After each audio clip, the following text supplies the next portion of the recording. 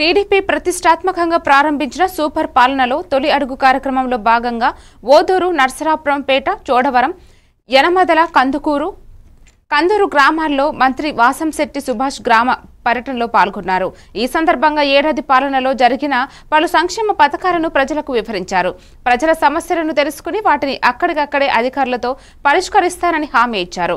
మంత్రి సుభాష్ వీడియోతో మాట్లాడుతూ గత 5 ఏళ్ల ప్రభుత్వంలో రోడ్డును గుంతలమయం చేసి రాష్ట్రాన్ని అప్పుల రాష్ట్రంగా మార్చిన ఘనత జగన్కే దక్కుతుందని ఆయన దుయ్యబట్టారు. రామచంద్రాపురం నియోజకవర్గానికి 125 కోట్ల కేటాయించిన ఘనత కూటమి ప్రభుత్వందే అని కొనియాడారు.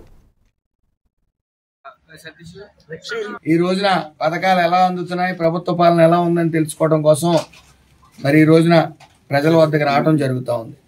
ప్రజలందరూ కూడా చాలా సంతోషంగా ఉన్నారు. ఏదైతే సూపర్ 6లో చంద్రబాబు నాయుడు గారు హామీలు ఇచ్చారో, తల్లికి వందనం కానీ, అలాగే పెన్షన్ 4000 చేయటం కానీ, అలాగే వికలాంగులకు 6000, 10,000, 15,000 రూపాయలు ఇవ్వడంలో 1వ తారీఖు లేకపోతే 1వ తారీఖు సెలవు అయితే 30వ తారీఖు ఇచ్చే పరిస్థితి తప్ప 2-3 తారీఖులకు కూడా వెళ్ళను వైను.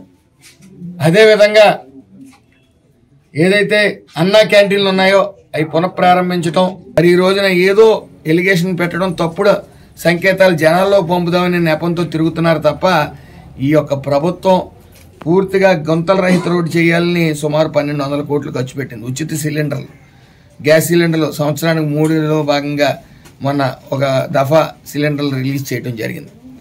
ఇలాగే ఏదైతే ఉచిత మహిళలకు బస్సు ఉందో అది ఆగస్టు 15 రిలీజ్ చేస్తున్నారు. అదే రోజున ఆటో కార్మికులకి ఎవరైతే దీనివల్ల నష్టపోతున్నారో వాళ్ళకి 15,000 రూపాయలు కూడా ఇవ్వడం జరుగుతుంది.